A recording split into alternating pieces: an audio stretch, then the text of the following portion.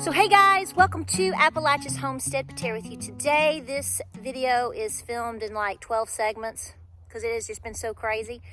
The weather has been beautiful this week. We're in the 70s. It has been sunny, so we've been working so hard. We have been tilling and composting and amending the gardens and adding trellises. And today we finally got some really good things in the ground. Rain is expected to come, so we've only gotten so much done. But here's what we've gotten done so far. Whoa. Okay, so these are going to be some little rough segments added into this video. I don't know how this video is going to turn out. So we have weather moving in tonight and through the whole weekend, and I know that wind is picking up. What I'm doing right here, and I'll talk more about it, is basically I'm repurposing and upcycling old dog kennels. I've used them for dogs, I've used them for chickens, I've used them for turkey, I mean, you know, whatever. So, but a couple of the panels are kind of damaged. And in fact, a lot of people would look at this and say, that's junk. So instead of completely throwing them away, I try to find reasons to save them and to reuse them, because that's a trellis, that's free trellising. So what I'm doing is I'm gonna try my sugar snap peas on them. Now we are in early March. We still could have some bad weather, but this is the good time to really get that stuff in there. Carrots, peas, radish, spinach, all of the things. I'm not as worried about weather as much as I am about rabbits, if you've watched my videos from last year. So anyway, so I have all of my sugar snap peas in, and it was a perfect mix, had just the right number. I am not a perfect planter. Let me show you what I'm talking about. So clearly the ground has been prepped and turned, ready to roll, soft and great. And then I have put in my seeds. Roughly you want to be about, I don't know, 2 inches deep, 2 inches or so apart. I think I've achieved that real quick. You know, I've done it enough to know.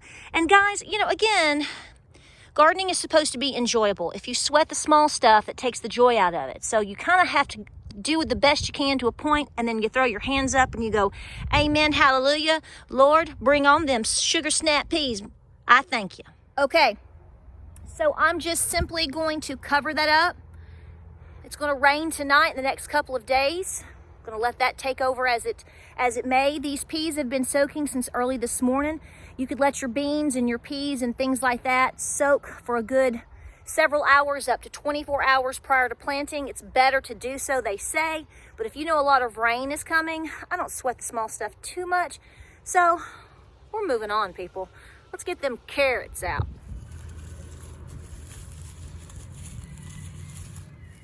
Okay, we've taken a break from the peas. We're coming over to do onions. We're going to do exactly as Dixondale tells us to do, because that's who we've got our onions from. And we just got them in the mail. They've been staying in a cool, dry place. No water, no nothing. So they're dormant, but we're going to make them come alive, people. Now, right here, I have dug a trench. What is the trench for? So what they advise is that you dig your trench, but that's not where your onions go. That's going to be where your fertilizer goes. If you choose to use a fertilizer, I'm going to try that this year. They suggest a 10-20-10. So that's what we're going to be using. So we'll be putting that in the trench. But right now what I'm trying to do is get the onions in the ground first because of weather. So we're going to go with that first. Now we are going to be planting our onions, and we're going to be wanting them to go to full maturity. So hopefully we have our ground worked enough, loose enough. So we're going to be putting the onions on each side of the trench. And let's get started. Okay, so we're just going with it. So we have our trench. We're going to be putting our fertilizer in the trench. We're going to be planting the onions about 1 inch deep, just like so. Gabriel, how far apart did you say? So 6 inches from the trench, 1 inch deep, and how far should they be from each other, son? 4 inches apart if they want to grow to full maturity. 4 inches apart, so a little bit less than what you're seeing here, to go to maturity. All right, son, rock it out. And we're going to do it. Remember, we have to do on this side of the trench and the other side of the trench. Is that correct? Yes. All right.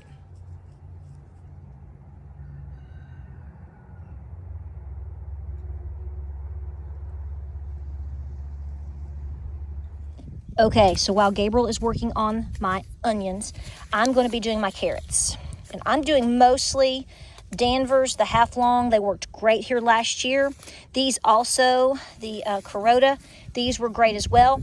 Since I don't have a whole lot of those at this time of the Shin Corota and the little ox hearts, guys, I'm going to get a little crazy. I'm going to mix them. This could be like a big gardener's no-no. I'm just going to mix them because what I want to do is I want to then mix in my radishes because, again, radishes, I have done this before. It's been a while, but they are supposed to be a great one to blend with your carrots because when they grow, they help to stretch the soil, which does supposed to help a little bit with the carrots in terms of room. Now, I don't do super large carrots, and if it's windy out here, guys, like I told you, weather's moving in. But we're going to blend it together, and we're going to go for it.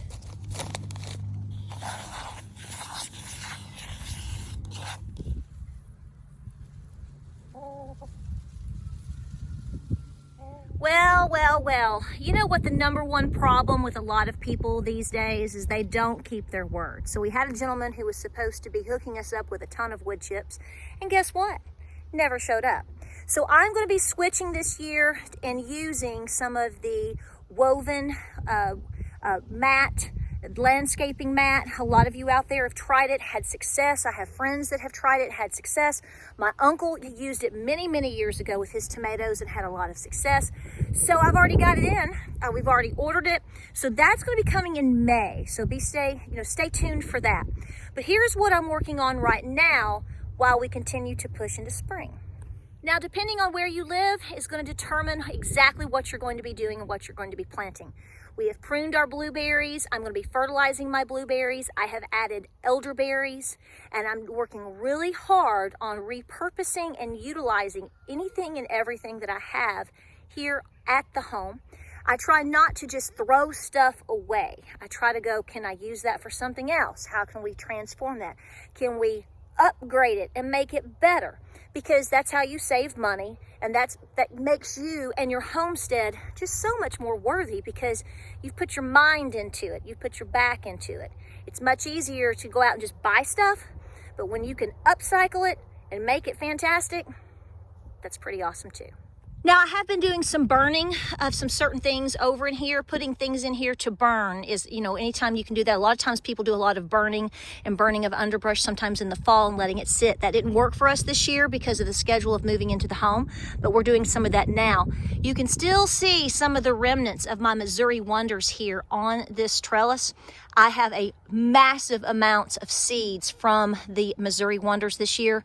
I'll snag the rest of these and see if we've got anything. And like I said, the rest of that baby is going to be tunneled. And we're going to be trying some new things out for Appalachia's Homestead this year with definitely my tomatoes, because I love growing tomatoes, and maybe some peppers too. Now, let me tell you real quick what I've done here. I don't know if I filmed this in another clip or not. We've been trying to film off and on for the past day or two. But what I've done is I've taken my kennels. We moved 2 full kennels from the old homestead to here. We've used them for different things. I've never used them for a dog. I've always used them for chickens, chicken runs, turkey, baby goats, different things like that. Well, my bull got a hold of a couple of them up there on the side of the barn. So we've taken some out. And I'm using some odd and ends pieces to plant sugar snap peas. I don't know if this will work. It should. How long it will stay, I don't know.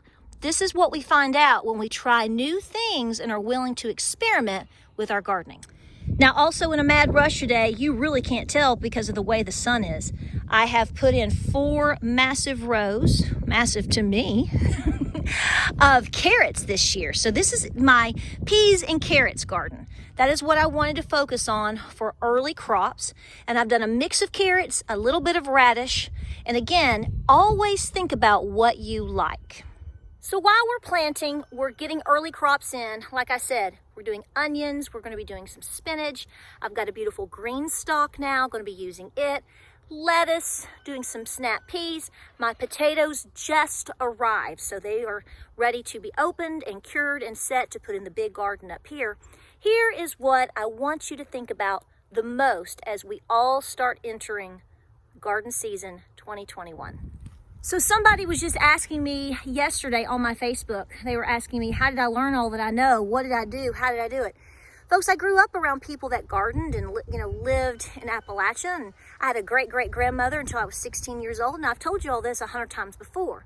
But the bottom line is I grew up and went to school and went to college and lived life and had kids and was doing all the things that so many of us do today. And I had a life change experience one day when I stepped out on the back of my patio and I looked around in the back of my yard and I said, there's not one stitch of food out here. Wow, those crepe myrtles look awful good, but what if I got hungry? And that's really how my journey began, how our journey began. I talked to James about it and he was like, you're right. And it just grew and grew from there. There's been great years, there's been years, there's been wonderful years, and there's been very trying years. But do you know what? As every year passes, whether we are pushing it in terms of gardening or baby chicks or growing something new or whatever we're doing, we're learning.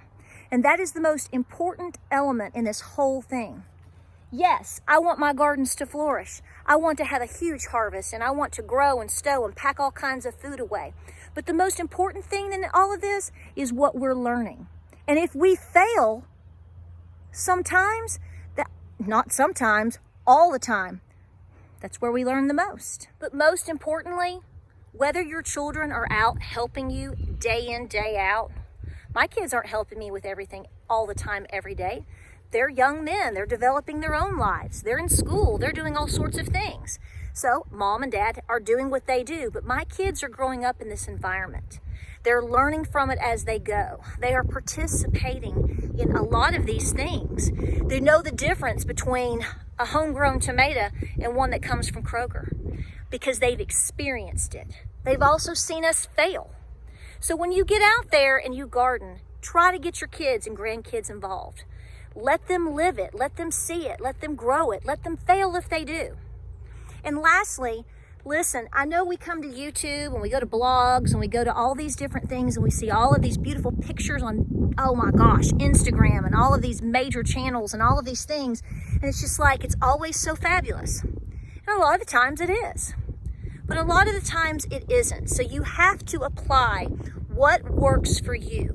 Don't grow something because somebody that's a hipster is growing it. Grow it because you think you would actually like it and because you would actually eat it. Because your time is the most valuable resource you have of all. And the last thing you want to do is take something for granted, time, and you certainly never want to waste it. So if you know tomatoes are your thing, if you know you like green beans, well, you know what? Man, I'd like to try a fresh carrot from my garden, even if I just get a couple. We get to know the difference. My grandbabies get to taste the difference this year. I'm telling you, all of these things are life-changing experiences. So come along with us this year. It's going to be a fun year. We're trying some things that we've been wanting to do for a year or two, but due to moving and all the different circumstances, we've had to hold off. We're getting to grow our homestead this year in a way and flourish in a way that we can only, a lot of the times, dream of. And we are having that opportunity right now. And we are blessed to share that with you. So, will this be the biggest, baddest garden of all you've ever seen? Probably not. But I love it, and my labor's in it. And I hope you can learn from it, and we can share and learn together. Okay. All right. We'll see you on the next video. Get out there and get in the mud.